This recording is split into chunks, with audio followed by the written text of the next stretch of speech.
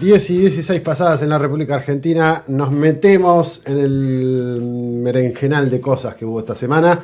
Pero antes que nada le damos la bienvenida a Kevin Bryan, que ya está en los estudios de Radio Trinchera. Kevin, muy buenos días, ¿cómo estás? Muy buenos días, bueno, muchas gracias por esta oportunidad, por esta posibilidad y bueno, para poner un poco de agenda de actualidad. Bueno, primero que nada, ¿cómo estuvo ayer? ¿Bien? Espectacular, maravilloso, quedé muy contento. Creo que después me decían algunos comentarios que se me notaba que estaba muy contento, así que sí, disfruté mucho, la verdad que muy lindo el ambiente, todo. Bueno, qué bueno eso. Decíamos, ayer presentamos este librito que, como bien les decíamos, es el que escribió acá Kevin, La Revolución de las Boinas. Y una cosa muy interesante, el proceso que quebró el dominio de Francia, o el dominio francés en África, 2020-2025, esto es importante que lo tengan en cuenta, ayer lo charlábamos un poco, y no solamente nos vamos a focalizar en el libro, sino que vamos a ver, bueno, también cuál es el contexto en el que se da esto. Ayer decías particularmente, y voy al final de todo, que era esto de 2020-2025, también marcando que hay una interrogante de qué puede llegar a pasar para adelante, porque si bien son procesos que en el libro vos describís como revolucionarios, sabiendo que esa palabra tiene una connotación muy fuerte, sí pones en duda que, bueno, hasta ahora viene siendo esto. Exacto, tal cual. Sí, es un poco cuando ayer charlábamos de esta cuestión de los ciclos revolucionarios, es como cuando uno agarra, por ejemplo, no sé, el fenómeno de la Revolución Rusa y uno encuentra que del 17 al 22 es la parte más revolucionaria, la parte de Lenin, la parte donde está, y después te encontrás con la parte donde ocurren algunos retrocesos, algunos momentos en los cuales el ciclo revolucionario tiene idas y vueltas, y bueno, eso también es parte de los procesos históricos. Por eso yo digo, la primera parte nosotros lo podemos definir típicamente como un ciclo revolucionario, porque hay una ruptura con el status quo preexistente, que en este caso es la presencia de Francia, que es un hecho objetivo. Eso está colapsando en términos regionales, no solamente en la región que yo describo ahí, sino en el África Occidental en general y en África Central también. Mencionábamos lo de Francia, de empezar a ver, primero que nada, más allá de estos tres actores claves que van a ser Mali, Burkina Faso y Níger, empezaron a posteriori a darse otras experiencias, no de carácter militar, o no encabezado por militares, sino por personas que llegan al poder a través de los votos, pero también con una línea parecida, si bien no igual, parecía en carácter panafricanista, de descolonización, de empezar a tomar medidas nacionalistas que le quitan un poco de peso al dominio francés.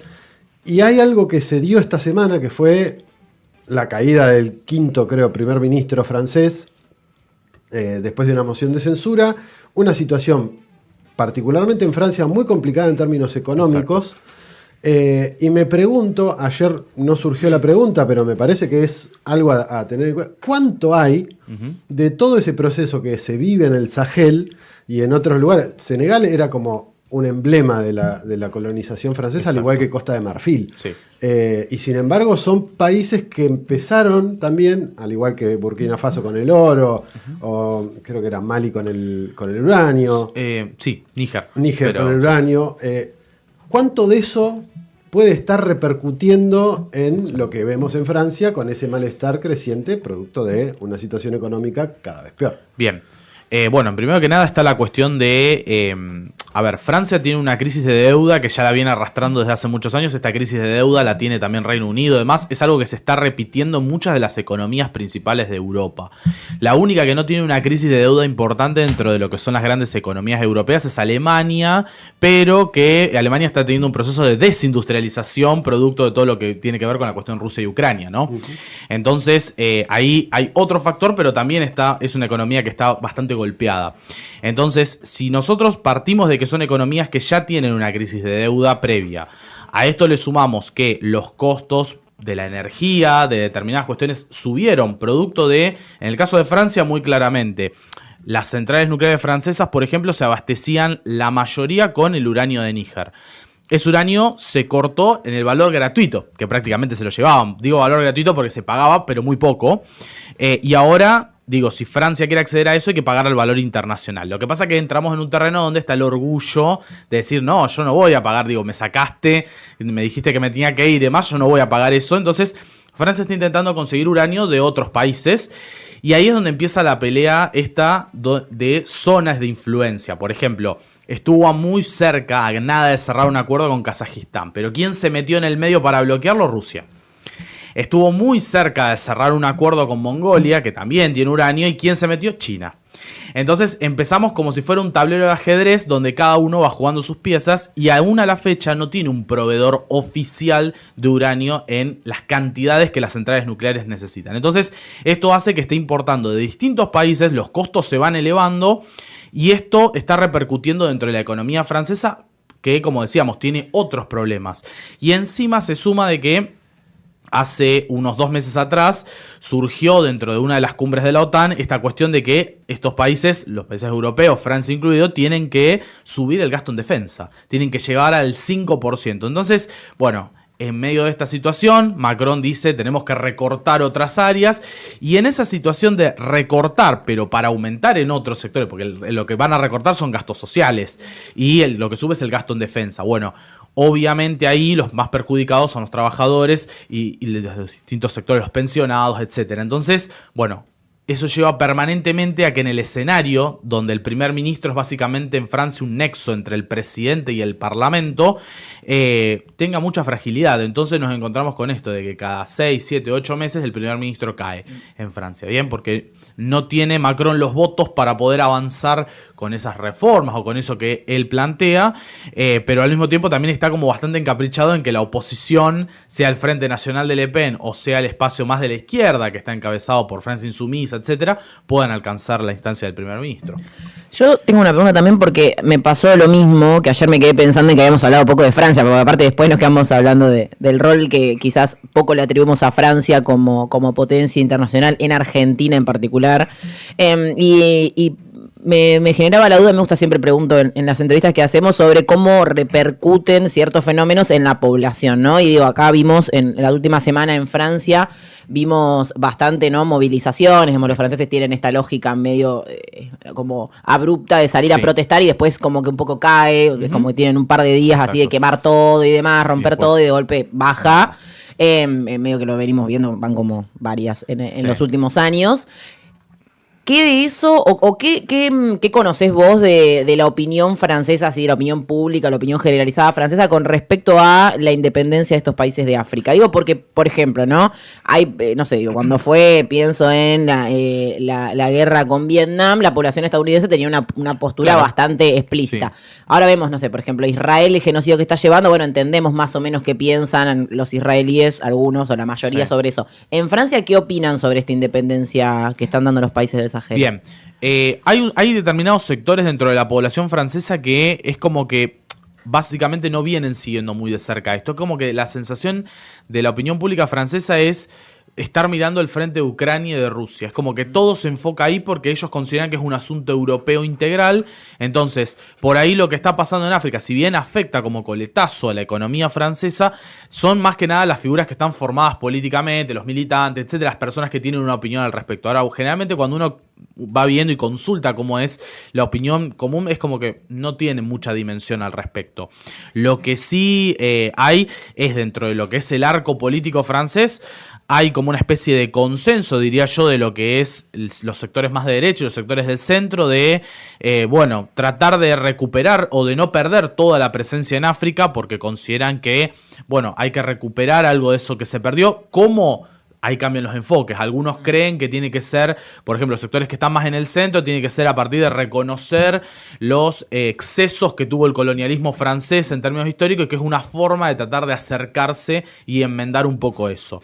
Y después tenemos los sectores más de la derecha, además más conservadores en otros temas, donde dicen, no, acá tenemos que hacer valer el peso histórico que Francia tuvo en el continente, bien, y tenemos algunos sectores de la izquierda más específicamente, pero son sectores muy específicos, hablo del partido Francia Insumisa, que dicen, nos tenemos que ir de África, dejemos de, ya ellos no quieren saber más nada con nosotros, si en algún momento quieren entablar un vínculo, lo mejor que podemos hacer ahora es soltar eso, y si en algún momento quieren hablar con nosotros, hablar con ellos. Pero son sectores de la izquierda más antiimperialista, ¿no? Que un poco lo que buscan es desentenderse de lo que fueron las prácticas históricas que Francia tuvo en relación al continente africano.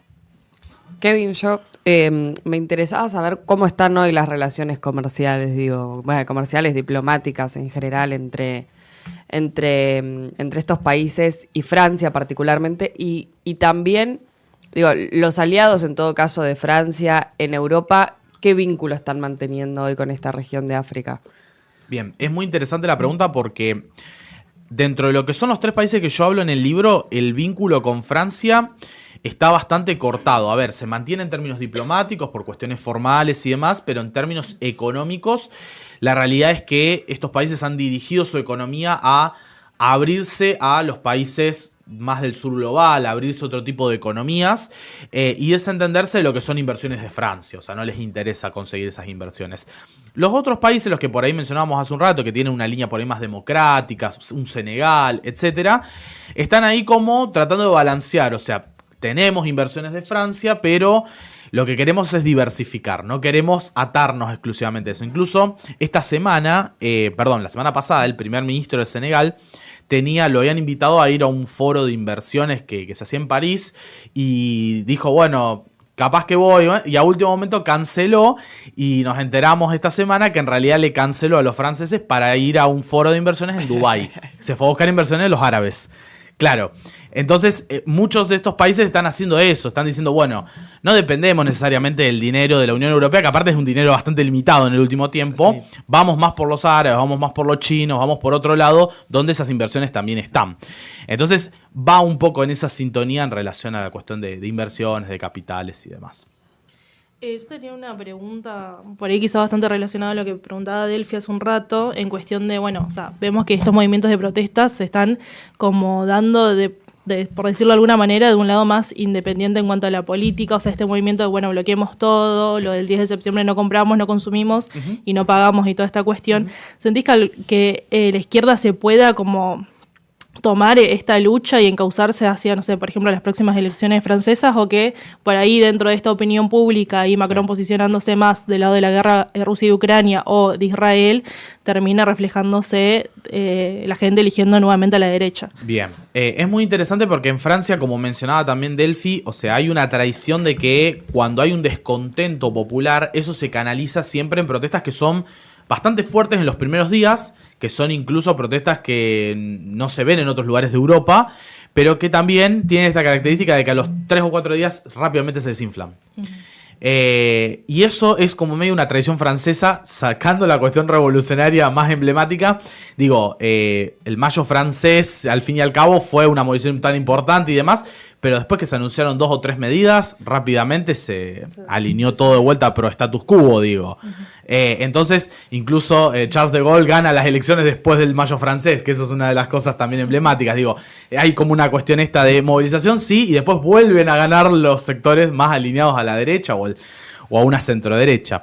Entonces, creo que en este escenario hay una izquierda que tiene una tradición organizativa, pero el problema que tiene esa izquierda es cuando tiene que después formar una alianza o algo con los sectores del centro. Porque los sectores del centro en Francia son sectores que para el frente electoral te acompañan y después cuando hay que elegir un primer ministro, hay que votar leyes, lo que sea, cambian sus posiciones. Entonces hay, por ejemplo, el Partido Socialista de allá, que sería una socialdemocracia, por así decir, cuando llega el momento de votar, vota a veces con los liberales.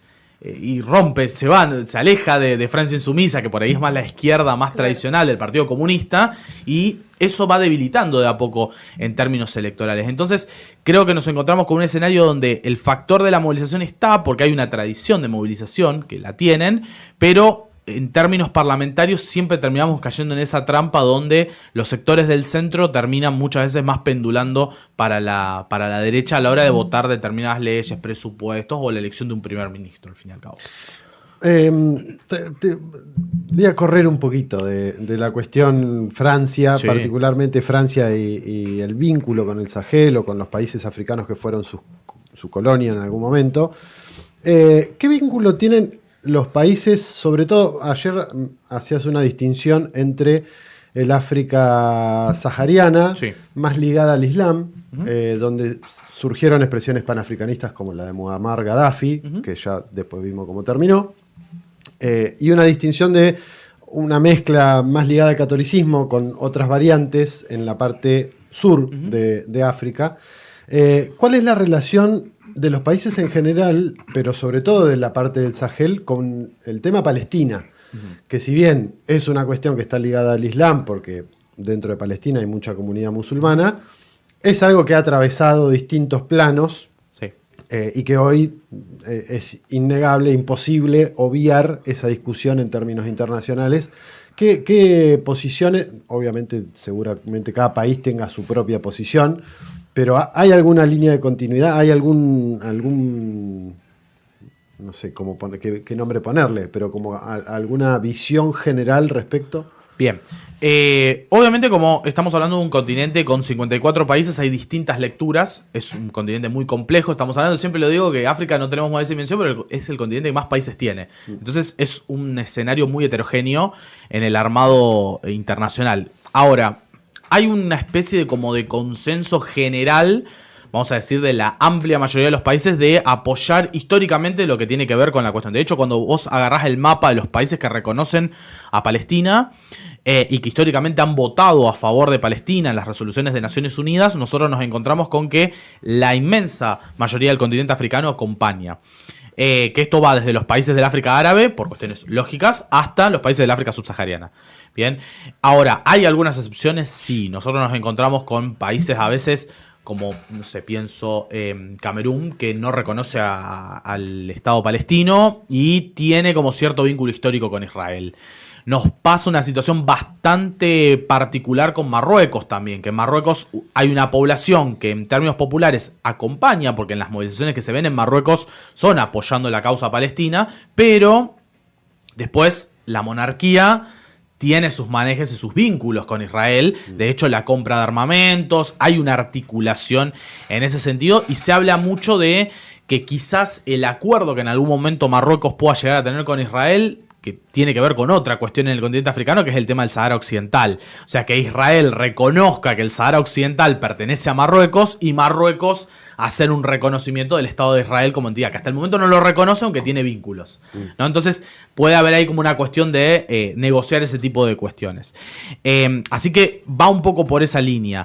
Después, otros países, yo menciono, bueno, los países del Sahel, los países de todo lo que es el sector del norte de África, además, están todos en general muy alineados en relación a la cuestión palestina. Y después tenemos una situación bastante ambivalente también con, que lo menciono porque está dentro del continente, con el caso de Egipto, que Egipto tiene una situación muy ambivalente. Digo, históricamente, en los tiempos de Nasser acompañó todo lo que tenía que ver con la causa palestina, de hecho formalmente lo sigue haciendo, pero bueno, vemos lo que es Egipto en el escenario hoy, ante un escenario donde se está cometiendo un genocidio al lado, y ellos mantienen las barreras cerradas, completamente cerradas, y no hay mucha presión ni nada.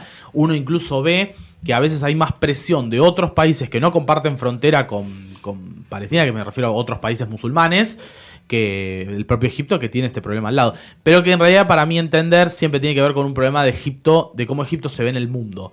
O sea, responde más a la agenda de ellos. Fíjate vos que ellos tienen Gaza al lado y no hacen nada, tienen un estado dividido al lado que es Libia y tampoco hacen nada, y tienen una crisis humanitaria dramática al sur que es en Sudán y tampoco hacen nada. Entonces es como tratar de aislarse, ¿no? De este escenario de no está pasando nada. meto. Fingir demencia, vamos a ponerlo en esos términos. Yo quiero hacer a ver, lo voy a tirar porque no es futurología, pero me parece que tiene que ver con un poco con lo que pueda pasar. Y no, nombraste algunos países, nombraste Egipto, nombraste Libia. Ayer surgió un poco hablar de estos países más que nada en torno a lo que fue el proceso de las primaveras árabes, digamos, de las revoluciones de colores, algo que ahora está volviendo a estar un poco en agenda, por lo menos como hipótesis de algunos conflictos del presente.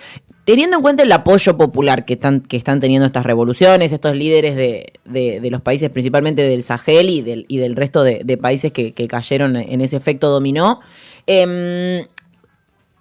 ¿ves esta posibilidad, digamos, de que a través de redes o a través de las distintas fuentes, digamos, y formas de intervencionismo más blando, si se quiere, que tiene Occidente, se puedan generar ese tipo de contrarrevoluciones o hay un panorama donde sea ir más por la típica, digo, porque ayer hablábamos, ¿no?, de Sankara, Sankara y casi todos los líderes revolucionarios africanos, y bueno, también de América Latina podemos decir que han sido, digamos, intervenidos los países de una forma bastante más drástica y más a la vieja usanza.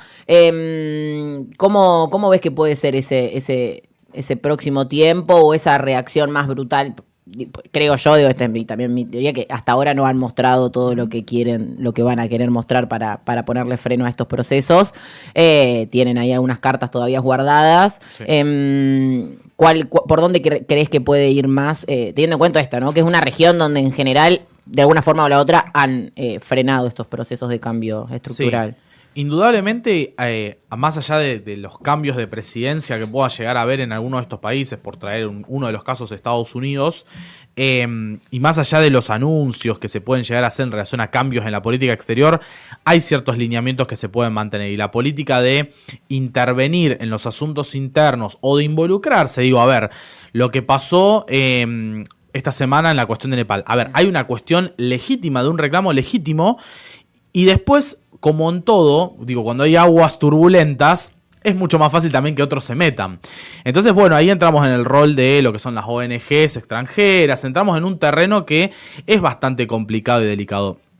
El año pasado hubo movilizaciones también en Georgia, que es justo al lado del vecindario de Rusia. Entonces, es como que siempre se dan en sectores que están en un punto estratégico. De hecho, el caso de Nepal justo ocurre en una semana en la cual tuvimos una especie de acercamiento entre China, India, bien post cumbre de la Organización de Cooperación de Shanghái. Incluso esa misma semana en la que ocurrió la cumbre de la Organización de Cooperación de Shanghái, también hubo protestas en Indonesia, donde hubo también una movilización muy importante. Repito, hay factores que son genuinos, que están a nivel interno, que tienen que ver con la población, pero que indudablemente después hay actores que pueden estar adentro que, por supuesto, tiran para el interés de la potencia o del hegemón que esté buscando de alguna manera aprovechar esa situación para socavar un poco más. Entonces, lo que capaz puede ser una cuestión que se soluciona con un anuncio político determinado, bueno, vamos a profundizar un poco más y a mantener estas protestas porque es un poco eso. Y, por ejemplo, en Indonesia, cuando se retrotrajo una de las medidas que era la que había causado toda esta indignación, rápidamente las protestas se calmaron. Entonces ahí no hubo tanta incidencia, a mi entender. Ahora, con Nepal, renunció el primer ministro, renunciaron un montón de cosas y seguía todo. Entonces daba la sensación de como que por ahí sí puede haber algún tipo de intervención, pero obviamente que entramos en el terreno en el que no podemos probarlo, pero tampoco podemos descartarlo, ¿no? Porque justo es una estrategia que sabemos que los países occidentales han tenido en el último tiempo, los últimos 20 años por lo menos, ¿no? Las famosas primaveras de colores, que hablamos tanto el otro día de la primavera árabe, bueno, un poco eso. Bueno, de hecho, hace... ¿Cuándo fue? 2 años, Sri Lanka, golpe de Estado. Después les termina saliendo mal porque el que gana termina siendo alguien que va con la cara de Marx por la calle. Exacto.